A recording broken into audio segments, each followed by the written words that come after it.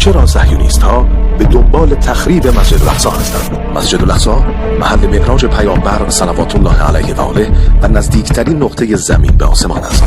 محلی است که برای اولین بار شیاطین اجنه کافر به شکل فیزیکی و مادی توسط حضرت سلیمان علی نبینا و علیه السلام تحقیر و به بند و قل و زنجیر کشیده شدند. آیات متعددی از قرآن نیز به تحقیر اجنه توسط سلیمان علیه السلام تصریح دارد.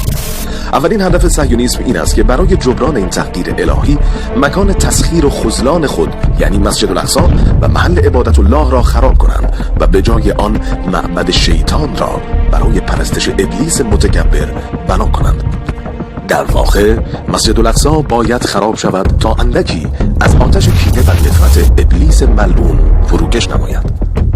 حضرت سلیمان سحر و جادو را ممنوع کرد و تمامی طلسم‌ها و اوراد شیطانی را جمع‌آوری و دفن کرد. صهیونیست‌ها معتقدند که سلیمان علیه السلام طلسم‌ها را در زیر تختش دفن کرد و برای بازگشت شیاطین یأجوج و مأجوج به زمین این طلسم باید گشوده شود.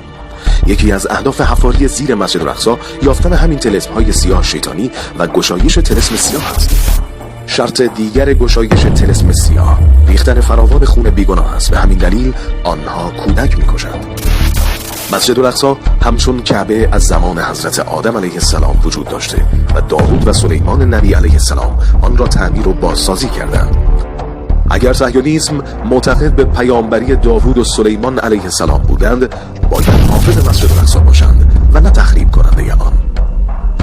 در یک کلام، هدف صهیونیسم ایجاد هیکل شیطان و حکومت ابلیس بر زمین است.